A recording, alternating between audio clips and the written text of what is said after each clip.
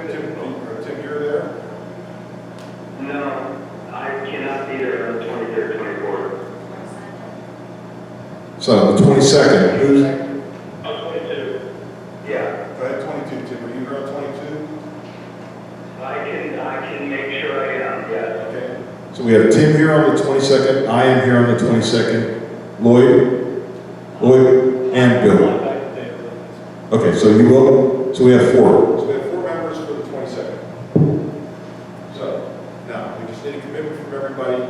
We need a commitment from everybody to make sure that on the 22nd of May, we have quorum and we have all the necessary information done. Is the room available? Kim? 11 o'clock? I'm available. What time are we talking? 11 o'clock on May the 22nd, it's a Wednesday. Now, just to be clear, are we changing the meeting from the 13th to the 22nd? Yes, Okay. The 20th. It was supposed to. I'm sorry, the 20th to the 22nd. The 20th, right, okay, I moved it around based on the discussion on my calendar. I'm sorry, it's been like a moving chessboard here.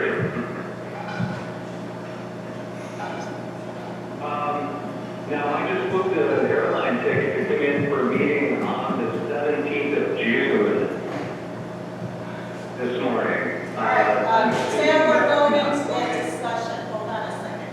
All right, so going forward, if you want to keep your meetings for the third Monday, I need to switch the time to 1 or later. And I do too. Yes, we have. Everybody's good.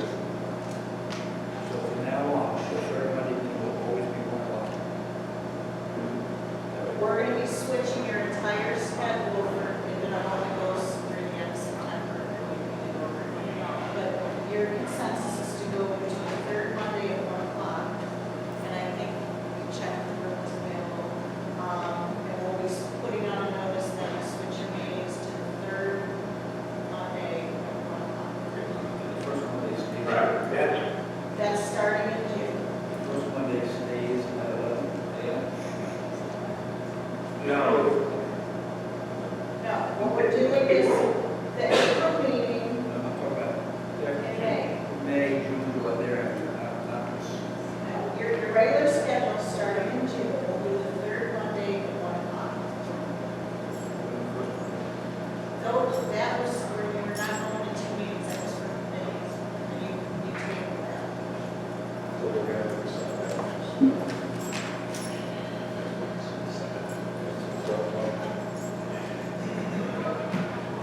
So, can we review what the meetings are for the next 2 Right. months? Okay. So your meeting in April is April 16th at 9 o'clock. Your meeting in May got it. is May 22nd at 11 o'clock. And then starting in June, it'll be the third Mondays of the month at 1 o'clock. Got it. The only thing that we need to discuss at the next meeting, because we get an agenda item, we need to finalize these committees, because obviously, we are on track, already published for the April 16th meeting. So, the next meeting, we must decide so that we can publish for the June meetings for the committee, for the potential committees. If We we may have to do a separate Okay. I understand it costs a lot of money to change these meeting notices on paper. George, can I just put out there for the board's consideration to have our legal counsel share the dialogue that we have had, that I've had with Wes and with Jerry. I'm going on record as strongly suggesting that we not make this a formal motion, but read through the discussions and consider the pros and the cons. Sure. We can do it. Okay. I'm understanding the cost of running these committees because obviously, we are on track already published for the April 16th meeting. So the next meeting, we must decide so that we can publish for the potential committees. If we need to finalize these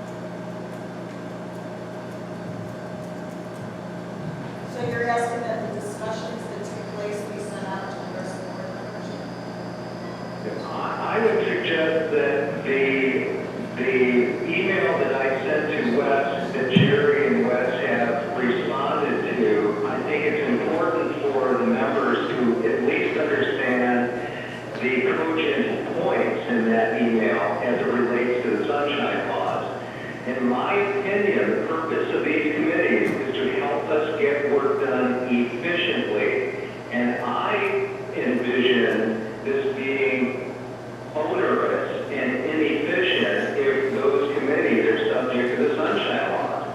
That's my opinion. So, Which they are, as so they couldn't talk to each other on business outside of motion. All right, we will send that email out.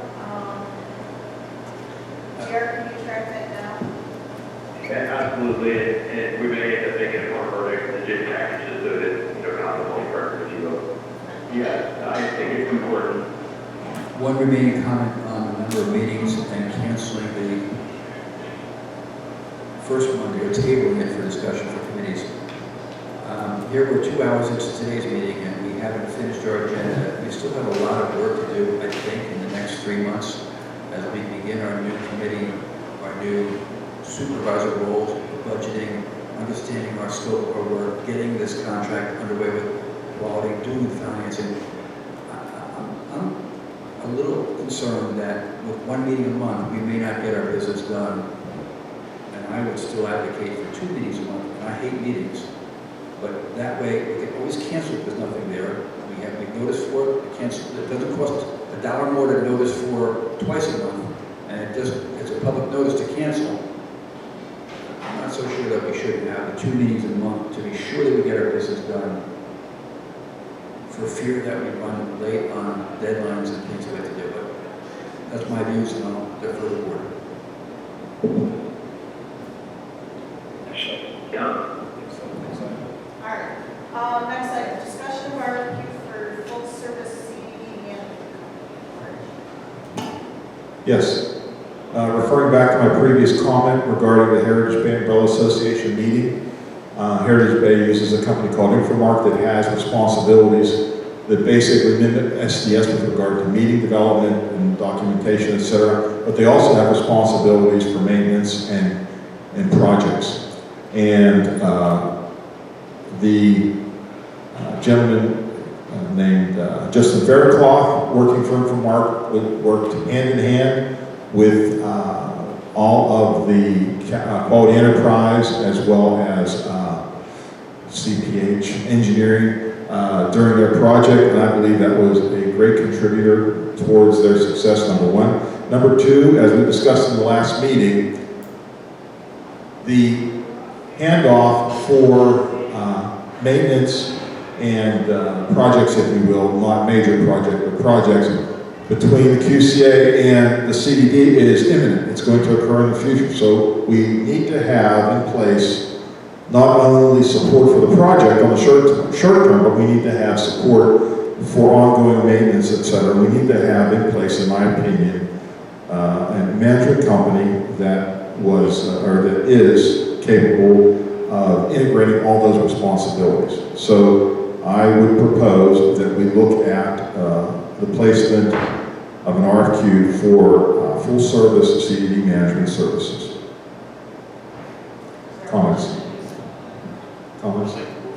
Right? We have a question. George, when you said imminent handoff, Yes. what were you speaking of? There is an arrangement where the QCA is responsible for the maintenance. I'm familiar. That arrangement expires, and when I say imminent, I said that because I can't remember the exact date. 2021, December 31st. Yes, very good, thank you. December 31st, 2021. Yes, so we have to be prepared and be ready to have that handoff and be able to assume those responsibilities. And in order to do that, we really need to have an organization that can handle that responsibility. And it's going to be put into the budget as well, because that's going to be an additional responsibility. They feel, if you talk to Mr. May from the Heritage Bay CDD, they feel it's imperative because they feel they've been so successful over there because they have an integrated approach where their management companies dealing with their engineer, dealing with contractors to get the work done. They've really done a remarkable job over there. I mean, if you want to see something awesome, attend one of their meetings. The studies they do, they talked at the umbrella meeting. Okay, but I mean, they've had sludge studies done, they've had, they have some littoral studies. I mean, it's really, really amazing what they have done in terms of maintaining the property, not just on a short-term basis, but strategically. Identifying issues, identifying if the culverts really do need clean out, things like that. We need to go there. We need to be there because we are going to end up with catastrophic problems that cost big money if we don't. Okay, we have a, Can I add one comment to that? Sure. One thing that we have to do, regardless of who submits an RFQ or ends up being our management company or who remains as our management company, it's up to us to define measurable goals and performance metrics to whomever is serving this group. We need to make our expectations very, very clear. And in my opinion, I think the problem, and I believe somebody from one of the homeowners may have brought up the subject about the expiration date on the maintenance agreement with the Quarry Association. And I talked to Wes about that very subject last week.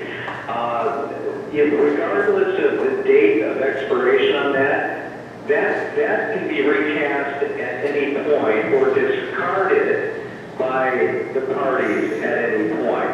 Correct. And you're absolutely right. We need to be prepared, and whoever serves us really needs to do quite a bit more, because I personally think that it's up to this district and the supervisors to manage its own assets and not shove it off on somebody else. And that would be incumbent upon any management service firm that's serving us to provide all of the necessary services required not only for the public filings and minute keeping, the bond management and issuance and the tax roll, but the maintenance, the inspections, all of the necessary work for us to properly manage these assets under this PDD jurisdiction. So I just want to make that point. Okay, thank you. okay, thank you. The other thing is I wanted to, hi, Mike. I'm sorry, Jerry, are you or? No, it's Mike. And just so you guys are aware, we actually do provide those type of services. It's just that we've never been asked, and your contract is not in place. And that service, we actually have a district where we manage, full irrigation systems for multiple communities. We manage physical to baseball stadium in another community. So we actually can provide those services if you would like us to let you know what we do. But feel free, please, to go up to RFP.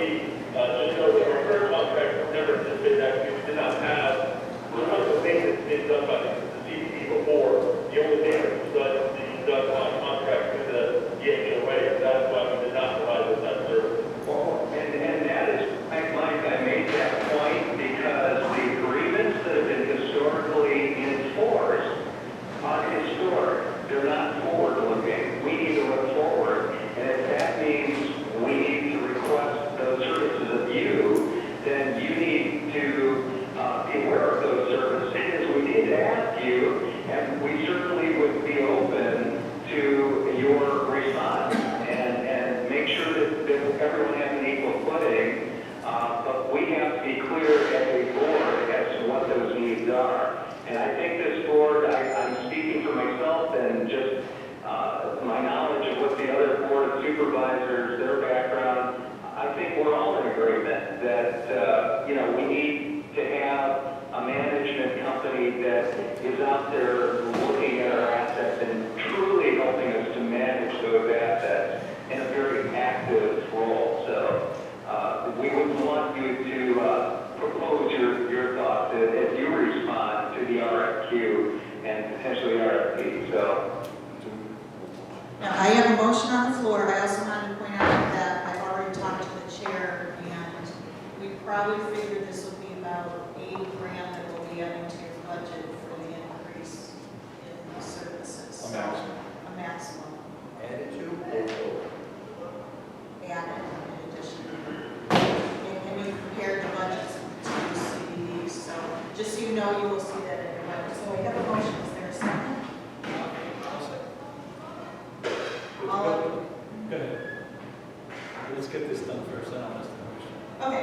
favor, signify by saying aye. And specifically, Kathleen, what is the state motion? The stated motion is to put out an RFQ for a full-service CDD management company. Our RFQ. Any of the government services that we're soliciting for that's written down somewhere? Say that again? Yeah, but for the RFP or RFQ, do we have a scope of services prepared or? We'll work with George. Yeah, that was my point. We need to define that, and I don't know if it's been articulated by any single member of the board. Well, I think it's, I thought it was articulated by Mike from the standpoint that they have experience, and I've also had previous conversations with Mike about this, and the fact is that this is something that's a standard set of responsibilities from the standpoint of lots of communities do this, like for instance Heritage Bay, and they go out for request proposals and then find out through the proposal exactly what the companies have to offer. So we would rely on, I know I have no experience on developing a scope of work for a CDD management organization, so I would defer to SDS. Jared, would that be an RFQ or RFP? Well, there's no formal requirement that you bid these types of contracts. So what I would probably do is, I would do it as an informal basis, and you can do it as a request for proposals if you want, because you're going to want more than just the qualifications, you're going to want pricing as well. Yes.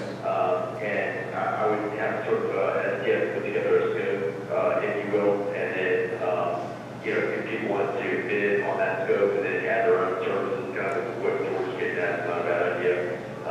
Then you can get sort of, they may or may not be apples to apples, but then you can at least have a conversation and informal too, you can go back and negotiate Yes. for additional services if you see things you want, that sort of thing. All right, so Jerry, I'm sorry, Jerry, this is Tim. I just want to make sure that the other supervisors understand that there is not a requirement for us to take this to bid. That's right. There's no requirement that it be bid in a formal way. You can actually go out and get informal proposals if you want it. Your first starting point might be just to get with Mike and have Mike sort of put together an additional scope and see what that looks like in terms of additional services that you all are looking for. And then if you're not comfortable with sort of the MPS approach, you think there's other services or opportunities out there, you can go out and get other proposals from other firms. But you may just want to start there and see if you get what you need. Right, but this doesn't just focus on the lake here itself, it also deals with the preserve, Yes. because that's under our jurisdiction. So that's what I'm going to make sure that we cover all these pieces, because there is I think, a contract now to, I think it's wetlands that goes back and supposedly takes care of that particular area. But you have the willows that are back there, you have pepper trees that are back there. All that stuff is invasive, and a lot of this stuff has to be removed, but it's got to be done properly. So I think it behooves us to consider, since we as a board have that responsibility to pass it on to the HOA. If we're going to take that back, I think we're really going to fully understand what this all involves.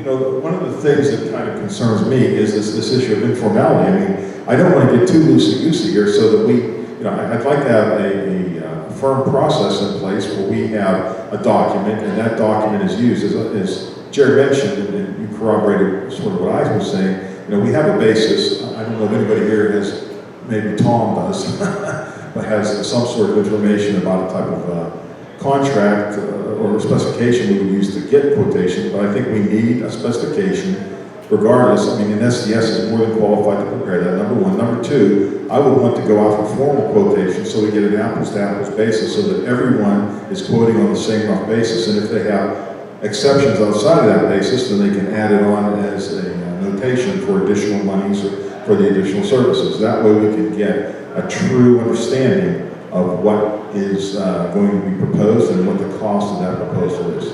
I echo George's words in process. I would ask SDS provide for us a comprehensive scope in a shopping list format, so we can have a dialogue that says, we want this, we don't want this, we want this, we don't want this. That then becomes the RFQ for shopping. But I'm not sure we know what we should include, should not include, or could include, and we can make that judgment as a board. That would be my recommendation. Is that something SDS could put together? Okay, well, right now you have a motion on the floor to proceed with putting out the RFP. If you want to withdraw that motion, what we can do right now is put together a scope, bring it back to your next meeting. And then you can take a Go look ahead at and it. withdraw that motion. And also ask on behalf of Lou, I heard earlier that I think Stan, you wanted to discuss some items in this meeting format with Lou, and Lou has a 2 o'clock appointment. But one of the things I can tell you very briefly from a management standpoint, I have attended a Heritage Bay CBD meeting, and they would get about 6 meetings in the time we do 1. So that is one of the benefits of the full service. So moving backwards, do we need to? So we move the one motion about RFP and then move into quality discussions. You withdrew it, and then the consensus for is to bring back some of the services that you guys are looking for in our RFP. That remains my request for a motion if that needs a motion. I second the motion to withdraw. Any motion to? Is that consensus? Bring it back to your next meeting. We need that motion to get the checklist.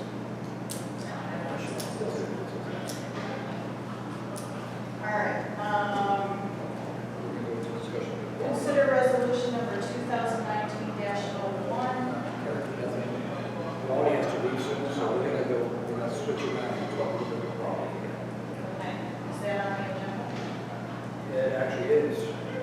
It's, it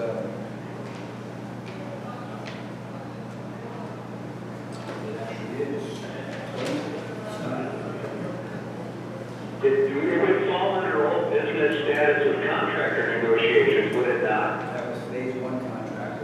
It's really, when Boyd gave his report earlier tonight. Okay, question of construction, oh no, I'm sorry. Lloyd talked about it earlier. So I, then we added to new business discussions with quality.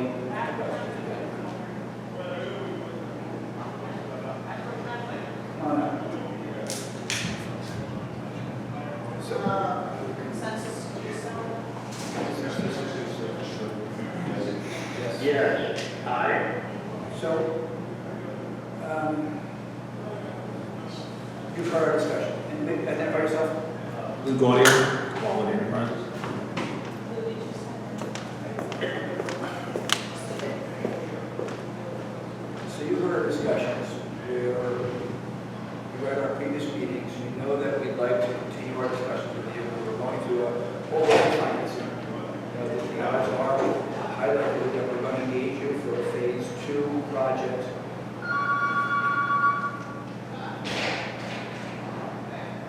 You met with Josh and Lloyd, and you discussed the lump sum for phase 2 versus unit price for phase 2, some discussion on phase 3 or a change order. And for me personally, I want to proceed. Your reputation is great, your performance in Heritage is great. But for me personally, I don't want to go too far down the road with you until we have an all-encompassing agreement with what's phase 2 and your change order for phase 3. So, are we, and I think there were a number of questions that were left with you at the Friday meeting that left unanswered scope gaps in the project. We need to get back to you that those are no longer gaps, that they are included, that they investigated, you understand them. I need the docs. The loading area, the staging area, the tow, are those in your mind subject to, those in your mind after the Friday meeting zoned? The only thing that we looked at was the docks today. Everything else was in there. The loading area, removing the rock in front of the pipe, confirming that everything that. So the only thing was the ramps that we were going to look at today. just to confirm what you were looking at as far in terms of scope. Dollars, sorry. Yes. And as it relates to a change order for phase 3, and by the way, your phase 2 is a lump sum contract. The way we reported that you would do the work as defined within the compressed timetable in order that we achieve high likelihood of reimbursement by November 1st. Correct. What happens if we get hurricanes? Well, that was one of the things that was discussed. As we keep pushing this, the likelihood of rainy season slowing us down and a hurricane, I can't predict a hurricane. And I can't predict how long it would be if a hurricane were to hit, how long we would be out for. And FEMA would, I Think extend. you know, they have to do that with all the projects. So schedule is not weather dependent, but for hurricanes. And- We know where the races, we know where the races. But if you look at our initial proposal, starting in mid-April, our rainy season doesn't typically start till mid-June. So we had figured 2 months of work being productive prior to rainy season. And as we get pushed along, the rainy season is going to be in effect. I understand. One of the things that we had mentioned was working Saturdays, working longer days to make up for that. I understand. I'm pleased with that, and the HOA has given us a blessing that we can extend our work days from 7:30 to 7, Monday through Saturday. Is what the, not that they have a blessing, but they have said they'll represent us before the community for those extended hours. My worry is, I don't want any other cause for a delay. We don't have to pay damage clause in our contracts. I want to be certain that we have a November 1st date, but for whatever condition you put on us, i.e. hurricane. A hurricane is a cap. What, or, you know, at what time do we get that breach of a contract deadline? I'm trying to protect you and protect us, so that you tell us what reason would you have not to finish on November 1st? What reasons would you have? Well, a hurricane would certainly be one of them. What type of hurricane or category of hurricane, I mean, it's hard, that's hard to tell right I now. appreciate I mean, that, But but what I could commit to you is that we're going to do this as quickly as we can, Yes. as fast as we can, and to your acceptable level, without charging any more. I mean, we've committed to taking a 5 or 6 month schedule and compressing it down to 4 months at no additional charge.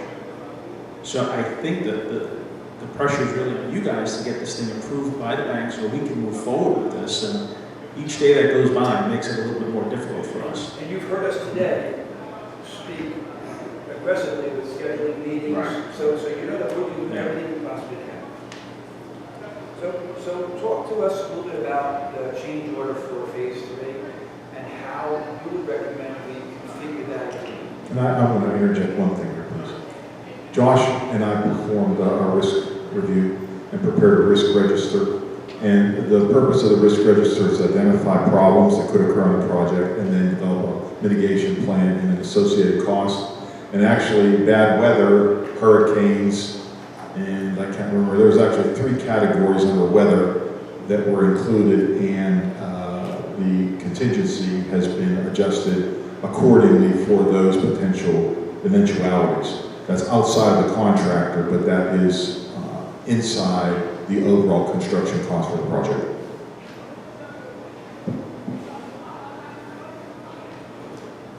How would you propose we configure a change order for phase 3? Well, I think the first thing we need to do is get a very defined scope of work. Because the only thing I know about phase 3 is to cover phase 1 with 12 to 24 inches of rock. I don't know if it's any more than that. I've heard some people talk about some restoration work that wasn't done to quality.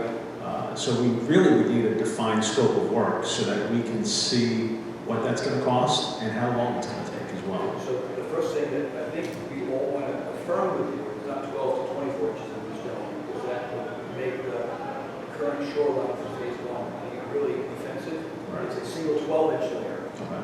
And can you produce a discrete stone gradation that's close to that 12-inch, not 12 to 24? You're going to get 12 to 16. But no less than 12. Because 12 is the Yeah. threshold that we wanted for that windstorm wave event protection. Yeah, we can do I 12 understand, to because 16. I just want to press it. But again, a defined scope of work is what's really needed. And I'm getting to that, because as you heard me question these, those are the very issues that I'm defining. Sod replacement, fill, if there's geotextile replacement, the stone, dock repairs, whatever those things are, we need to define those. And the question is, who is and how are we defining those? I'm looking around, looking for the answer to, so that we Josh, can get me. Right. Okay. Well, we've defined quantities based on our understanding of what was done, what happened, what wasn't done. So we have defined quantities of dirt. These are estimates. We have dirt, we have fabric, we have rock, we have labor, we have, I'm trying to think, we have dock, removal, placement, so there's a whole laundry list of line items. I see, I Not for have, phase three, just for phase two. phase three, I Phase have, Phase three was just assuming, it would include all those quantities if those quantities were relevant. But we presumed that we were just topping rock with rock. So there are no other quantities other than riprap in that phase three quantity. And we presumed that we put 1 foot of rock over top of just Stone Lake, not Bolt Lake. So just laying it out there, I don't think that's a bad project. I just think it's probably creates more project than it needs to be overtopped, but where do you start and stop it? And that's always been my question, is where do you start and stop it? Aesthetically, I think you might want to do that, but we maybe want to spend to make it aesthetically pleasing. And so that's not a question for me as a voter. And then the other big factor of that is that there are areas, it assumes a layer of rock over everything. And that generates the total basis for your cost. However, there's not going to be a layer of rock over everything outside of it.